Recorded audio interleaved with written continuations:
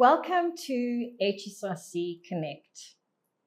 Today we are going to be addressing a very important issue in terms of our geopolitics in South Africa today. We will be reflecting on the G20 and W20 legacies and shared futures in a shifting geopolitical landscape. I'm Professor Nanya Bola-Muller, and I was co-chair of W20 during the G20 presidency. And that is why the issue of women and women's empowerment is also something that we need to take very seriously in our discussion today.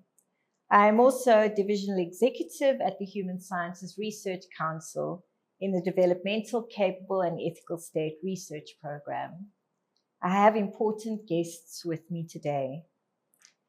Raymond Matlala, who leads South African BRICS Youth Association and is also co-chair of Youth 20. Mr. Mulisi Magidi from the Department of Women, Youth and Persons with Disabilities. Maika Kubai, who is from the Institute for Global Dialogue and was also one of the leading team members in Think 20 last year. And lastly, Ms. Aletta Miller from UN Women. We will be discussing some issues that are relevant to how we are thinking today about the G20 as well as W20. So we're looking back in terms of our presidency, but we're also looking forward in terms of what South Africa's role is going to be in a very difficult time, where essentially the G20 has become the G19, and South Africa, who really represented Africa's voice and the voice of the Global South well in 2025, will in essence not be able to do so this year under the G20 presidency. But there are other avenues that we pursue, and so we need to also discuss that today. What other avenues do we pursue to make sure that our voices, the voices of Africa and the voices of the Global South, are taken seriously and are heard? And this is where, when we amplify these voices, we speak about the principle of Ubuntu. So our foreign relations, our international relations, is based on the principle of Ubuntu. That is the normative foundation for our international relations. And that is why it was a value that was embraced by the G20 as well as Women 20 last year, because we were talking about solidarity, we were talking about inclusion and equality. Things are a bit different this year. 2026, we're going back to basics and we're waiting to see the best is yet to come. And the question is then, what do we do now? Do we wait until 2027? When we start working with the UK, who are going to be the presidency in 2027? Or do we find ways of spaces in which we as South Africa can operate in order to ensure that there is continuity from what happened last year? There was general consensus that South Africa's presidency was a huge success. And so to now move into a space where we don't take that forward is problematic. It just feels very uncomfortable. And so I'm going to be asking my panelists a couple of questions about the situation that we're in and how we can address it going forward. My first question will go to Raymond Matlala from Sabia and Y20. With Y20, W20, and the other engagement groups now unofficial, what changes for youth influence do you think there still is? Yeah, look, thank you, Nanya. It's a tough one because even from the past 15 years, as many of you might know, that Y20 is the oldest engagement group of the G20. And Y20 last year was, I wouldn't even say celebrating, but for lack of a better word, I would say it was celebrating 15 years of existence. in that 15 years of existence, there's not been any continuity, there's not been, the track has not worked well. So now that it's even, worsened with the exclusion of both engagement groups and even South Africa as a member of the G20, it makes it more difficult for youth to influence any policy of the G20 at this point. For the past 15 years, to say the least, even under South Africa's presidency, there was no line or statement in the declarations where explicitly it addresses youth issues. That explicitly came from the Y20 official communique. So you can imagine that the Y20 has been putting up just over 1,000 policy recommendations through their official communiques or communique. And yet there is nothing that has been referenced explicitly so in the leaders' declaration. So that is the first challenge that Y20 has been facing, and with now this deepening exclusion is even worse. And I also want to say it's also going to make it less institutionalized, because during the Y20 presidency of South Africa, we focused a lot on building an institutional memory, continuity, and implementation mechanisms. Now with the United States not having an official Y20 engagement group, it's even worse. So we have to pick up these conversations with the UK. And of course, UK was one of those also that were pushing very hard for the formal institutionalization of Y20 for whatever reasons that they have. So it really is going to be a difficult period for youth influence in the G20 this year and all.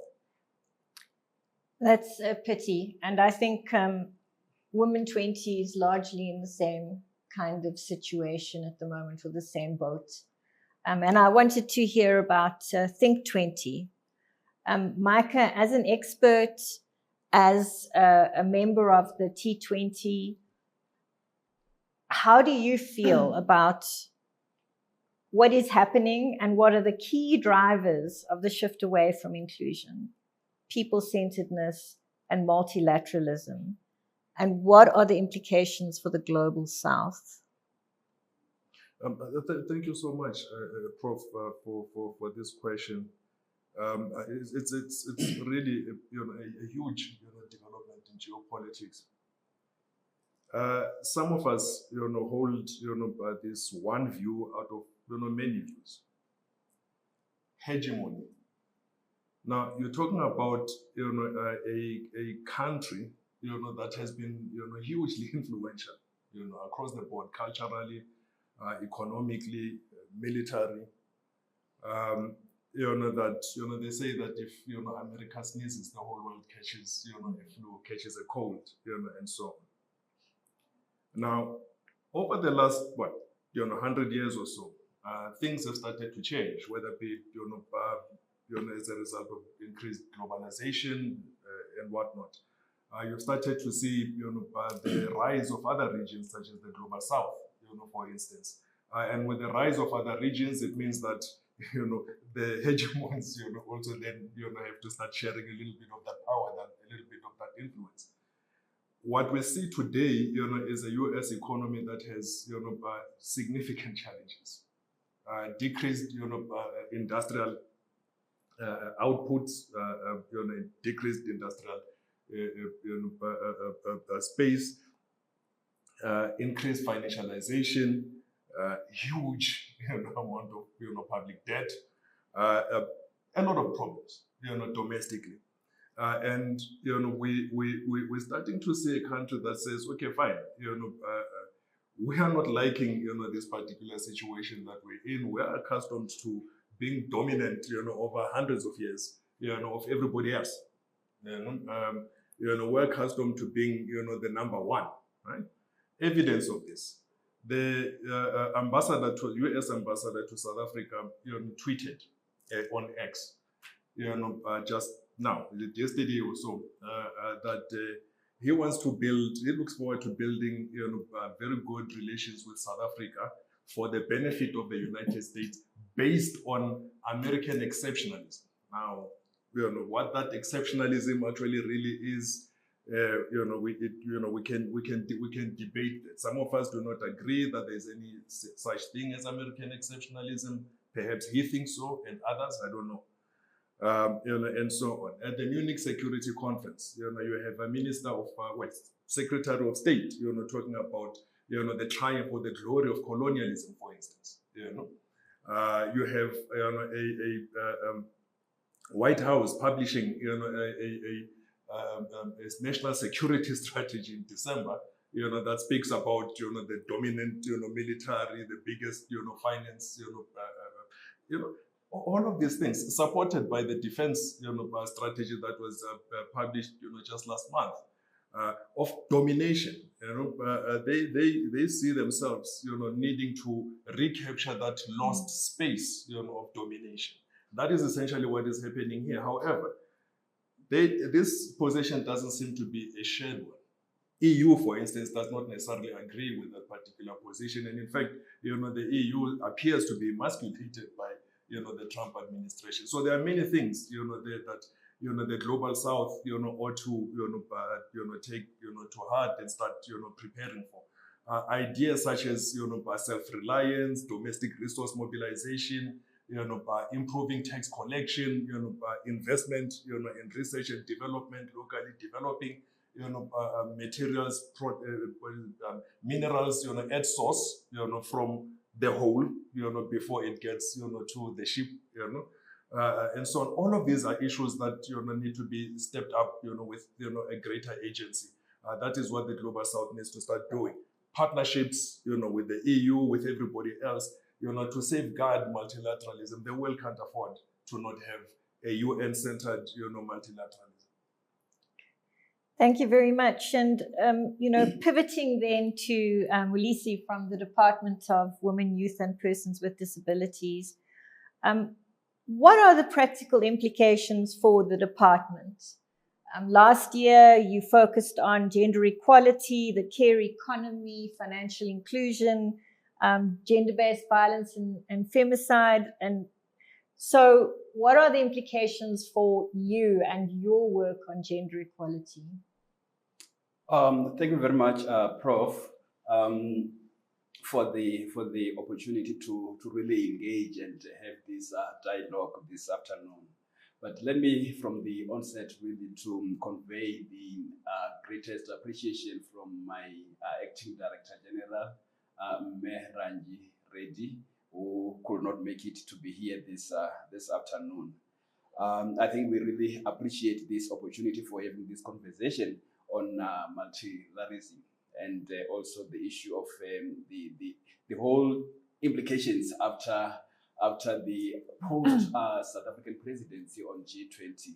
I think as for us, as the Department of Women, Youth and Persons with Disability, there are a lot of implications that are coming into place after the whole situation where we find ourselves in.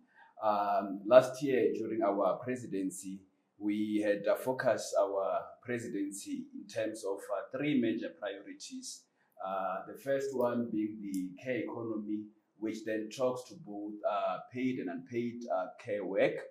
But also we did focus our presidency on the issue of financial inclusion, but also the issue of GBV, gender-based violence. We saw a number of initiatives coming through during the course of the year last year, and which we were hoping that some of those initiatives, the next chair was going to take forward those initiatives, but which is not currently happening. As such, it really poses a challenge to see some of the major developments that we have achieved during our presidency what then now during this particular year where it looks like there's nothing happening. What we are currently doing is also just to engage on a bilateral space, to engage with the outer chair of G20, which will be UK, in terms of in terms of their priorities, and we are intending to really engage them deeper and see, so that we don't lose some of these achievements that we have achieved during our presidency. But critical to this, Prof, is the issue of for example, the issue of developing within care economy, the issue of developing the care strategy for the continent. I think it was something that really came out strongly during our presidency, and we were hoping that we were still going to be, working together with the current presidency, pushing this kind of legacies forward. But we are, of course, working with the African Union, as we've been called by African Union, to make sure that we work with them to develop the strategy on care that talks to the continent. And what is a little bit nice for our working group is that all of the 3 priorities, we found them appearing in the Leaders' Declaration, which then serves as a guideline or a framework for the outer presidency, which will be taken by the UK. At least the legacy issues, the legacy that came out of the 3 priorities, they are outlined in the Leaders' Declaration, which will then, we are hoping that when UK takes over, they will be able to engage and take it from there. But otherwise, it's really challenging. It's really challenging to find ourselves this year not doing much, but some of the legacies, we are still continue to do them, like I said, on a bilateral scale, and also at a domestic level. We are still able to, we are implementing some of the legacy projects that they emanated from our presidency, but it is indeed challenging. Thank you, Melisi. It was indeed a pleasure for Women 20 to work with the department last year. A very whirlwind year, I believe, for all of us. So I just want to move to you, Aletta. For UN Women, what does movement building, what would it do to help us? Why would it matter? Because we seem to need some kind of continuity. And what are your views from the perspective of UN Women? Thank you so much, Professor Nania, and thank you, Prof, and HSRC for bringing us together for this conversation. My view is that last year, I think, was an incredible year in terms of putting women's rights up front on the global agenda through South Africa's G20 presidency, through the leadership of the W20, and also through the leadership of the Empowerment of Women Working Group. I really think we did well as a country to put that agenda. It was the year of pushback against rights and against women's rights globally. And I think coming from South Africa and the way that South Africa handled this, I think we have a lot to be proud of. Of course, today's conversation, sitting here February the following year, this is the right question on the table. It's like, well, what now? What do we do with those conversations that we had, the commitments that we made? So, Prof, I think the role of the women's movement becomes particularly pertinent. And how do we make this real? I mean, first up, UN Women, who I work for, UN Women was built from the women's movement. So we're a unique UN agency because there was a call from the women's movement globally that we need a UN agency for women's rights, upfront, strong, unequivocal for women's rights. And that's who we are and who we try to be on a daily basis. So why the women's movement? Why does it matter? As you were asking, Prof, the question has to be asked, is this the world we want? Is this the world that men want? Is it the world that women want? And of course, we all want something different, right? If we order lunch, we'll order something different for lunch. This isn't lunch. But people have unique views and they have the right to that. But I think we have to think, as South Africa or as the continent of Africa or globally, what's happening in the world for men and for women, for families, for nations? Is it what we want? And so we can answer that question and we can achieve our aims through the women's movement, in my view.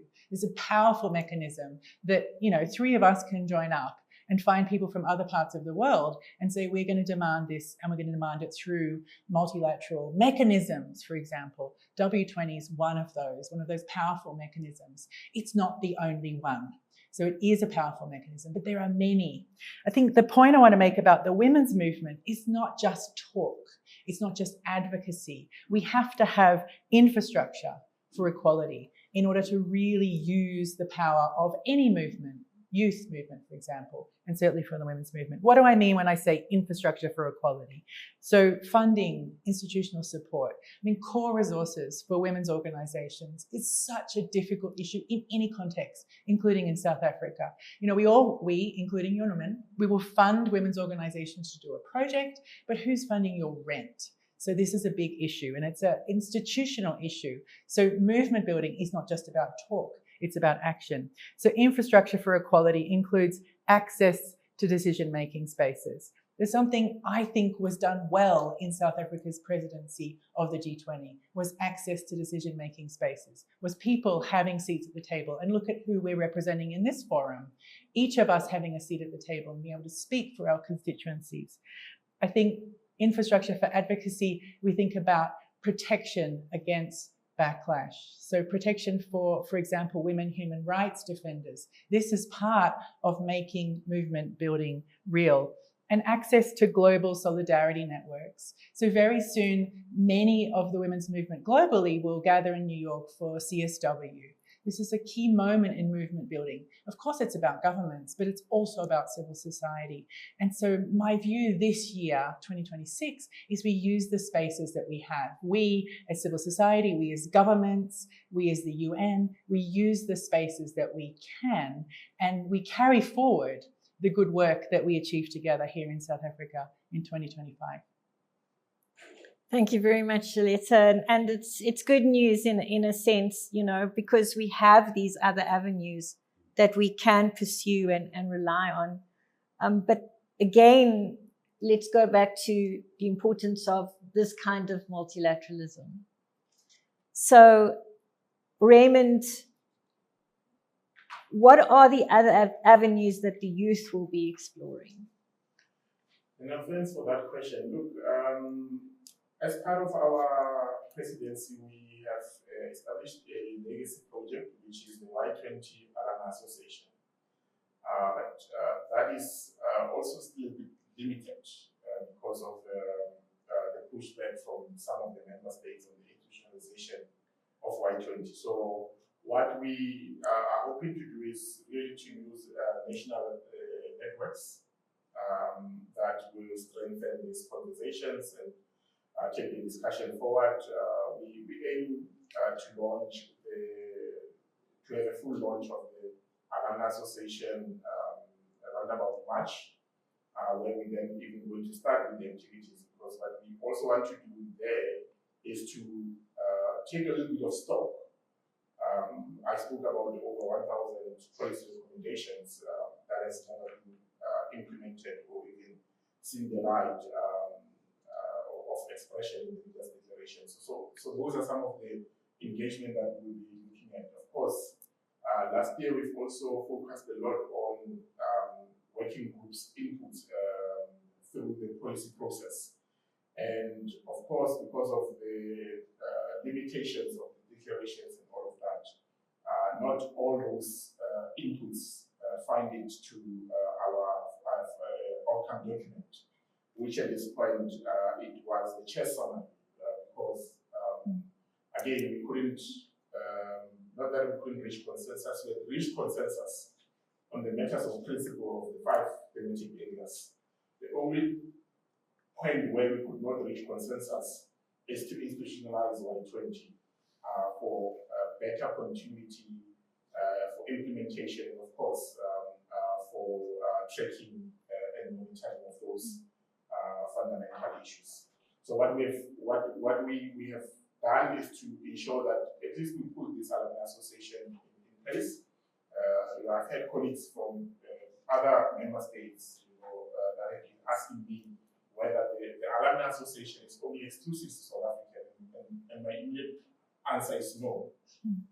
It it is open to everyone. We will be issuing a call for expression for a similar way that we did when we called for working group members.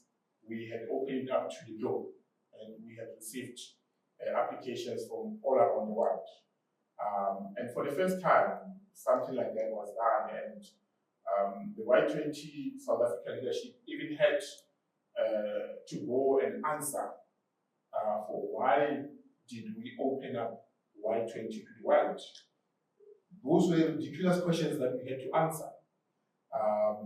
And through that platform, we've had over 2,000 applications.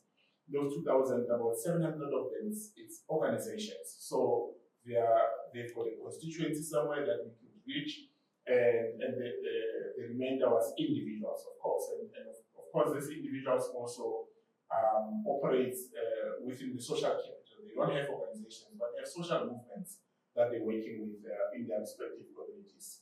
So those are some of the platforms that we intend to engage with. And of course, there is a movement that we want to start as well, to work very closely with the AU.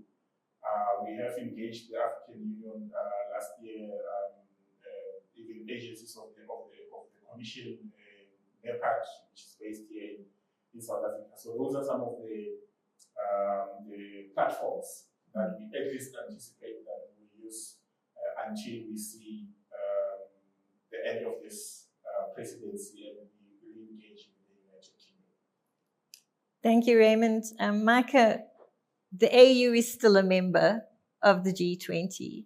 So how can we work with the AU to get our priorities through and onto the table? That's another important one, Prof, because the AU has been seeking to prolong the conversation, sustain the conversation about African priorities. The African Union, has got many projects, that it wishes to pursue, wishes to move into higher gear, to drive this economy, African economy. Africa has a huge, young population. Right? In 2050, we're expected to reach around 2.5 billion, the African population. Now that's a big market.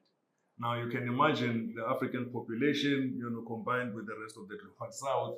That's a huge market. And it's a huge market though of young people that need jobs, that need, opportunities to innovate, and so on and so forth. It cannot, be that, the conversation about industrialization in Africa, ceases, to be a matter, for discussion and action. So it has to carry on. I know that, recently we're invited to have some conversations, with some AU agencies that are looking at, doing precisely this, promoting, the outcomes. In fact, they count 80 times that Africa is mentioned in the declaration. Up to 80 times that is mentioned in the declaration, and it's something that they feel very proud, about, and they would like to, sustain, those conversations. But the reality is, for this year, 2026, the G20 is fairly closed, to that, kind of conversation. So it means, that these conversations have to happen somewhere around it. Everybody else, agrees that you want to sustain these conversations. And in fact, you want to have, women's issues, for instance, on the agenda. African women, deserve, that, to be on the agenda. Women all over the world deserve that to be on the agenda. Young people all over the world, deserve that, their issues to be on the agenda. So these conversations have to carry on. But around, the G20, because that place is particularly close. Now, what do you do? There are many collaborations, Prof. There's, for example, I know that there are some, think tanks out, including American think tanks, that, are looking at, having, these conversations, whether be it informally, among, themselves, and, to engage, others, and, sustain, the conversations. That's a positive development. The efforts, such as, your regular conferencing. I know that, for instance, the Global Solutions, initiative will be having something in mid-year, is normal, right? That's another space for, sustaining these conversations, and a whole host of others, right?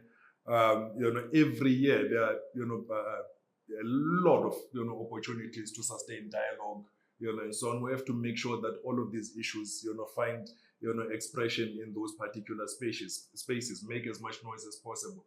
The one thing that neither Women 20, Y20, T20 should ever do, is to cease to push. You have to keep pushing. You can never stop, because if we don't, the train has long left the station. People want, development. We can't be discussing, dominance over other people. The world has not asked, for dominance, of one over everybody else. The world wants, development. People want a decent, level, of living, standard of living. They want, higher development, human development scores. And so on. That's what people want, and you cannot have that. You cannot achieve that without that solidarity, and common purpose, among global stakeholders, and so on. So it has to keep going. We have to keep going. We can't say because now you have, a Trump administration. By the way, that might just lose power in November. What then do we do? We can't stop. We can't stop. We just have to keep going. No matter what it is that, that administration throws at, the G20. The one issue, though, that I think the whole world needs to, look out for now. So the G20 2026, has 4 working groups. Now, the first one, is on deregulation and economic growth. There are many people that will have a mountain of issues with this. Firstly, because in the 50s, where you had, these consultancy companies, advocating shareholder, value and all of that, driving, the US economy into finding greater financialization and so on and so forth. All manner of harm, was caused to the American economy and to everybody else. So you're talking about the American presidency this year. Year. So if the whole world now subscribes, to that, we will have a whole lot of problems. South Africa, for instance, uses regulation, to address previous injustices, for instance, and it's not the only one. There are many other countries, that rely, on, regulation to drive. There are some countries, China, for instance, uses regulations to prop up its economy, and so on. And, there are many such examples. So the world has to be, firm, on each country's sovereignty, to run their economy the way that they see fit for their circumstances, and so on, and not we cannot stop, Prof. I think all of these, engagement groups need to continue, whether be it formally through the G20 or around the G20. Thank you, Micah. I tend to agree with you. And before I come back to the Department of Women, I just want to continue the conversation, Micah, that you started around the issue of solidarity and the common good. So Aletta, how can Ubuntu, the value that we promulgated last year, provide a counter narrative to the kinds of transactional spaces that we are occupying at the moment? So how would it change how we define success in multilateral spaces? Thank you for the question, Prof. I love that you're asking the Australian in the room about Ubuntu.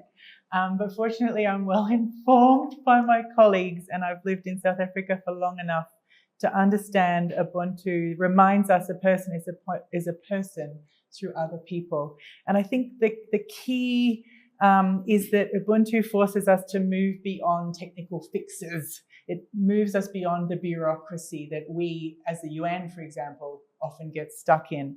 And it calls for relational accountability. And I think at this time globally, if we think about the pushback Like, what is going to save us? And as I said before, what do we want? What do you want? What do you want? How do we find a way through what's happening globally, the noise of what's happening, all the things that do not represent what we want as individuals, but also as nations, as communities of women, as communities of feminists who are men and women. And I think that is about relational accountability. So Ubuntu, I think, speaks to the power of people together with each other and what that creates. I think right now that is so valuable.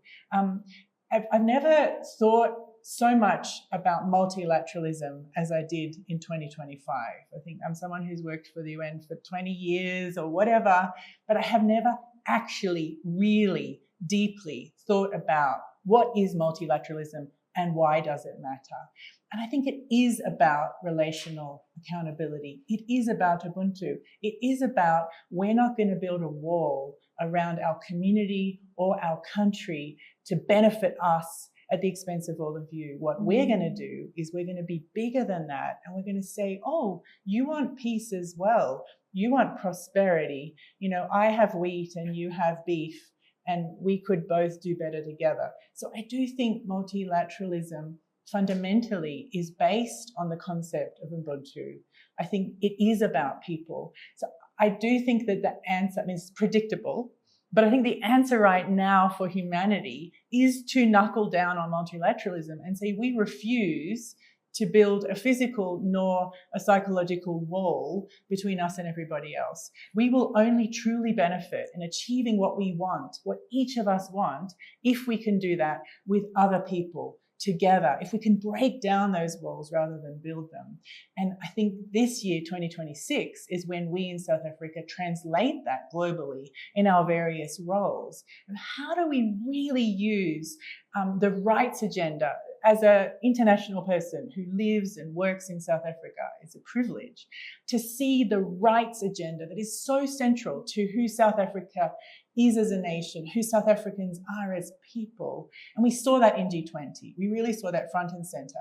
People could say whatever they were going to say, but I know what South Africa was going to say. You saw it in the Empowerment of Women Working Group. You saw it, the minister. You saw it in the W20. You saw people speak. And some nations spoke against those concepts, but you spoke. So how do we use that right now in a positive way? How do we see it as an expansion mentality?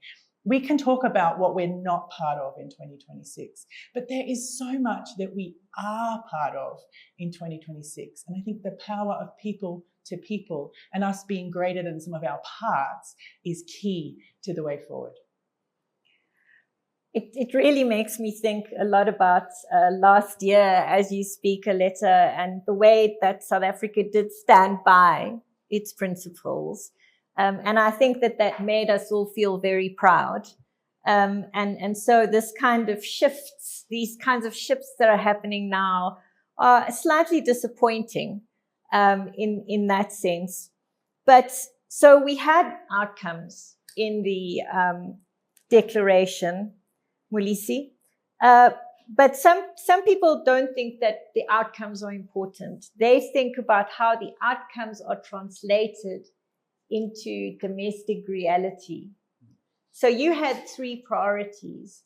How is the department translating those into domestic reality? Oh, thank you very much, Prof, for that question. I think this really talks to the issue of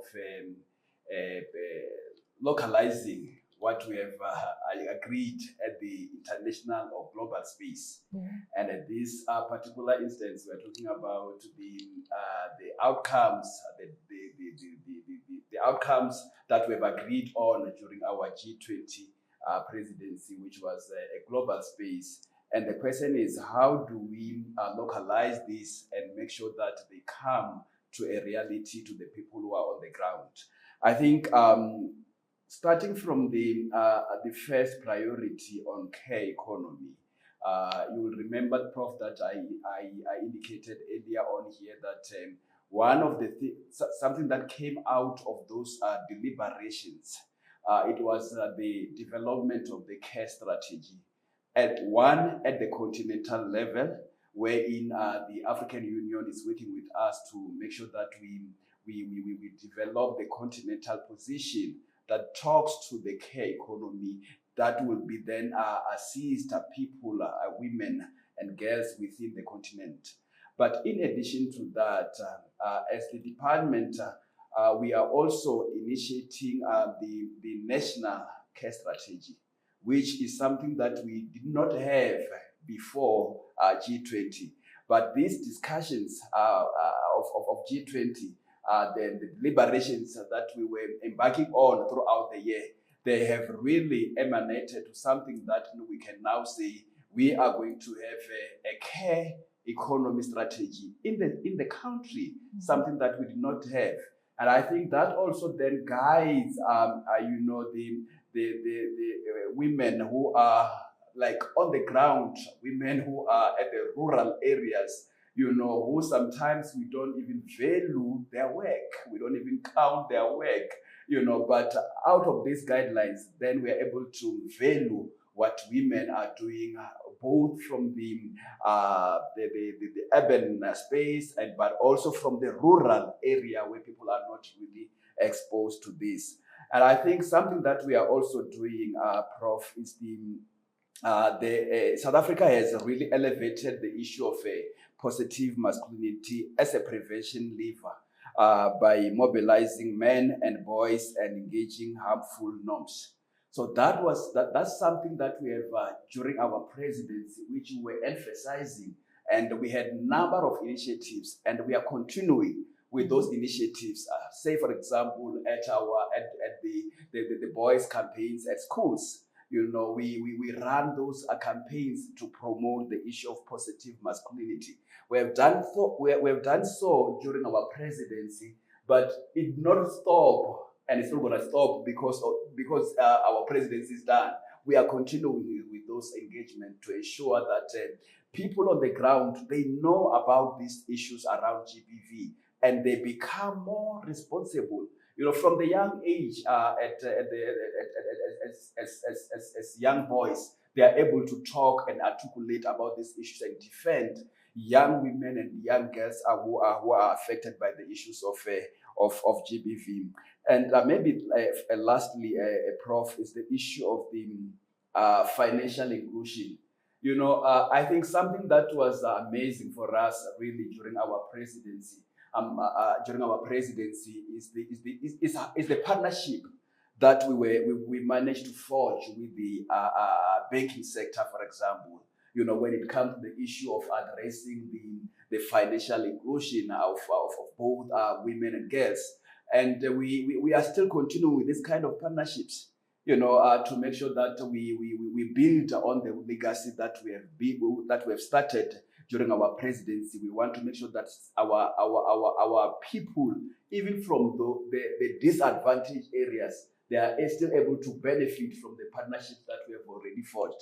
It is now easier to approach some of the financial institutions when we want to implement certain things. In fact, we have developed during our presidency the action plan on financial inclusion, which outlines activities that we are implementing with some of the academia, but also with some of the banking sectors to say that let us continue with these engagements so that these engagements are able to benefit the people here on the ground, even though our presidency is finished. So the issue of us of not participating in 2026, it does not necessarily translate to us stopping to what we have done. We can't stop the good work that we have achieved over the 12th month and not continue with that. We are still continuing with the work at the domestic level here, and hoping that at the international space, wherever we find some opportunities,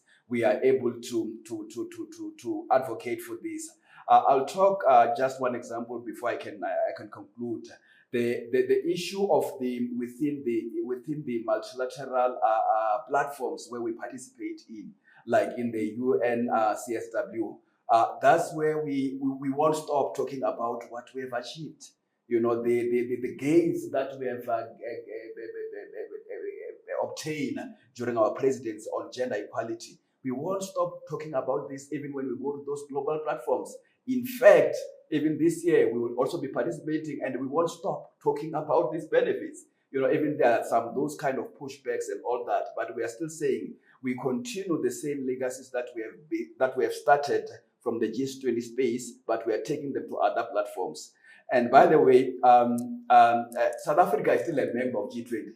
It's just that it's only in 2026 that we are not part of, that we are not participating. But we are happy because in the upcoming year we'll continue. It's like we are saying to the outer chair, here is the baton that you must hold for us. And when we go on the other side, we will find you on the other side, and we'll still continue to do the same job that we had started. And there are a number of multilaterals, and including the regional organizations that we are still championing. For example, this year South Africa is championing ITSA, one of the regional platform that we are still able to push the issue of gender equality, the issue of women empowerment, and we will still be continuing to do the same. And I mean, we are still participating in BRICS, which is now covering big population, of the globe, of the globe. We are still engaging at that level, and most of those countries, they are part of G20, So we are hoping that our message is not going to be lost. It's still going to be heard. Well, it certainly sounds as if it is being heard. So that's good news. And also to be reminded that we are still a member of the G20. We're just not invited to the parties. So let's fantasize a bit as we wrap up. And if each of you could give me 2 or 3 priorities, if we were part of a proper troika and we were influencing the agenda, what would you like to see on the agenda? Not what is on the agenda, but what you would like to see on the agenda. So let me start from the perspective of Women 20. So I think I'd really like to see the modern slavery being placed on the agenda. It's a serious issue in terms of supply chains. The Jeffrey Epstein saga is showing that it is definitely emerging as an issue that people should be paying attention to. The other is the AI tech industry. Women should be shaping the AI tech industry. They should be leading. And then we should also be protecting women from tech-based, gender-based violence, tech-facilitated gender-based violence, because it is also something that is becoming a severe issue facing women and girls globally. So that is just my brainstorming around what I would like to see on the agenda as a member of the Troika. So let's start with you, Raymond. Thanks, Prof. Look, for us, it's really about local beneficiation of mineral resources. I think it's about time that we start speaking about those issues. Local beneficiation of mineral resources. You spoke about AI. Want to expand it into digitalization as well, because there's a lot of commitments that have been made in the last declarations, not only on G20, but speak of BRICS, Commonwealth, even the UN itself. But we don't see it because you still have rural communities struggling to even connect to watch us now on YouTube because of those infrastructure deficits that exist. And of course, I think it's more of how do we intentionally include and meaningful participation of youth within the economic environment. So those are some of the key fundamental things that we need to see. But for those to happen, Prof, I think as youth, we need a seat in the table where decisions are made. Mm. And again, it's not only on G20 where you see youth as being treated by the way. You have it in BRICS, you have it in AU, you have it in regional communities, in SADC, ECOSOC, and so forth, Commonwealth. You even have it in the UN bodies.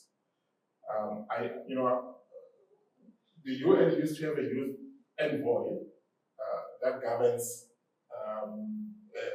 over what was the population at the time of youth? Probably, let's say 50% of the world population youth, one person. Now I know they've got a UN youth office, but we need more. The AU is the same. They had an AU youth envoy, one person, working to resolve the challenges of youth in the continent. And South Africa, I don't want even to say, I think the issues of youth unemployment is a crisis, and we need to treat them as such, and they require an immediate intervention. And therefore, a call for a presidential youth commission on youth unemployment is necessary at this point. Thank you. Yes, we do. Globally, we seem to be facing a very aging leadership cohort. Certainly people who do not even recall their youth. So from the department's perspective, what would you like to see on the table? Thank you very much, Prof. I think from the departmental side, there are two things that I want to mention. Firstly, I want to mention the issue of disability inclusion. I think if there's something that we managed to do during our presidency last year was to place the disability inclusion agenda within the discussion of within the G20 platform. We managed to convene G20 members at the technical level and discuss about the issues around disability inclusion and how best then we promote the issue of AI when it comes to the issue of disability inclusion matters. So if there's something that we, at the global space, which we might want to see continuing, is to advocate for the rights of persons with disabilities. Whether being women or being young women or girls, but those people who are able, we really want that discussion to continue to take the international space. That's why even in other platforms, you'll find that we try to advocate for that, so that the rights of persons with disabilities they are really advocated for and they are maintained, especially this year, because this year it is the 20th anniversary of the CRPD, which South Africa, we are also part of it, and I think as member states, as we commemorate and celebrate the issues around disability inclusion, we should then be also taking forward and reflecting to say, since the adoption of this CRPD, which is an important international instrument at the international platform, what are we doing as member states to promote these issues? I think that's number one. Number two, the issue of women empowerment, women economic empowerment. I think that's something that we cannot stress it enough. It's something that we must continue to advocate for the women and girls, so that they are empowered. Because when women and girls are empowered, financially, economically empowered, the issue of we will have less of GBV issues. So that's what we think we should continue to have those priorities and those conversations at the global space. Thank you very much. I couldn't agree more. Micah, what would you like to put on the table? Thank you, Prof. Three things. The first is memory, right? One of the things that we discussed on the 15th of November last year, that's the day after the G20 summit, was how to find a way to store memory. so that, from presidency to presidency, you don't have to start afresh, you continue, where discussions, were left off, the previous year and so on. And what prompted that was precisely what we're experiencing this year with the US, behaving, the Trump administration behaving the way that it is. So memory is absolutely crucial, not only for policymakers, but also for young people, scholars, and so on, to carry on with their work. The second one is, greater emphasis on the Global Tech Convention. And I think it's absolutely vital, especially with declining, ODAs, for particularly African, economies to have greater resources to be able to invest in their own economies, to push industrialization and so on and so forth. The reality is there won't be much more money, coming this way. And, already foreign direct investments, that come into Africa, it's like less than 1%, of the global, average and so on. Lastly, collaborations. For instance, there are many opportunities, Prof. There's a G7 coming. The G20 is not the only platform. There's a G7 coming, and the French, for instance, are interested, in pushing some of the elements, that, were scored, at the G20, SA, for instance. There may be some opportunities there to partner with them on those specific issues, right? And then, of course, there are a whole host, of others. How do we then engage, with the UK in the meantime, to prepare, for, by 2027? How do we engage, with others? Even among, ourselves, in the global south or developing economies and so on, and also speak to, like-minded countries, outside of the global south, that, share, the same views and start to discuss. Carry the conversation, for the many, Prof, that would like to sustain, global solidarity. And I think we should take advantage of that and not, be too US-centric or rather Trump-centric, in our thinking. Thank you, Micah. And last but not least, Aletta. I would say peace. Peace between nations, peace between people. In the last 5 years, we have doubled globally the number of people who live in conflict. It's an extraordinary statistic. It's hard to admit, but we are spiraling globally when it comes to peace and the absence of conflict. So I think this is central to everything for global humanity. Who suffers most in conflict and who benefits most in conflict? It comes down to inequality, equality, power. So I think this is core to all of the issues that we speak of. And 81 years ago, at the end of the Second World War, people of the world came together through their governments and said, let's not do this again. 81 years ago, we all said, you know the story of how it all came together as the UN. But the whole ethos, forget the organs of the UN. We often feel frustrated, whether you work for the UN or not. We often feel frustrated. Is the Security Council working? Big, honest questions.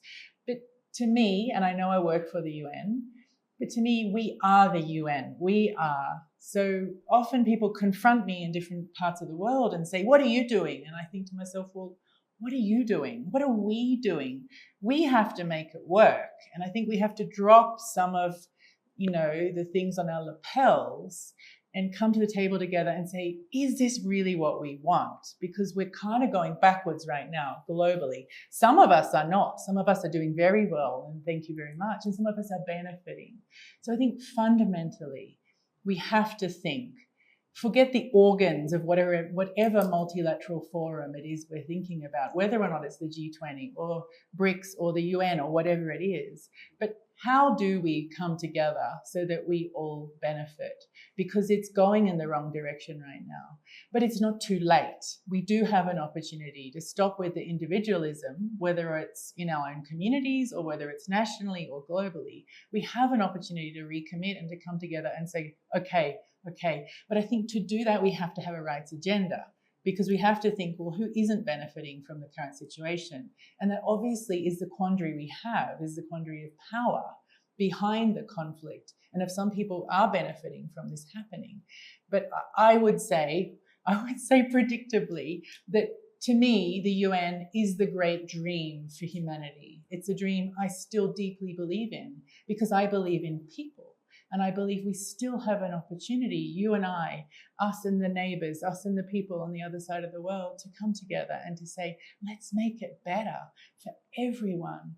And whether it's through the G20 in 2026 or 2027, whether it's through the Security Council and the UN reform, whether it's through the W20, the Y20, the T20, we do have an opportunity to wake up and to say, today we turn towards each other and not away from each other. And I think that's the way to peace. That was a beautiful ending. Thank you, Aletta.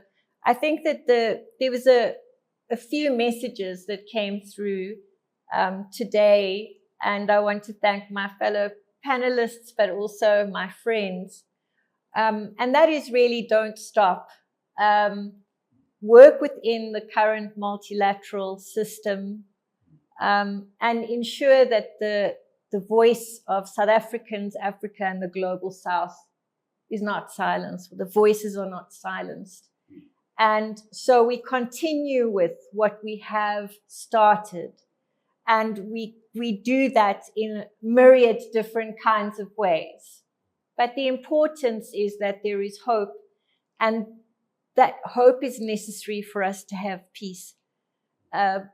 We are not isolated individuals or countries. We rely on one another. That's Ubuntu. We rely on one another. We are members of a community. If one fails, the other will fail. So if you want someone else to succeed, then you will succeed. And I think it's a different way of thinking about international relations, but I think it's an interesting way of thinking about it, and a new way of understanding how we relate to one another as countries as well as people. So thank you very much again. It was a wonderful conversation, and I hope that we do this again, not in 2027, but later this year. Thank you. Thank you so much. Thanks so much.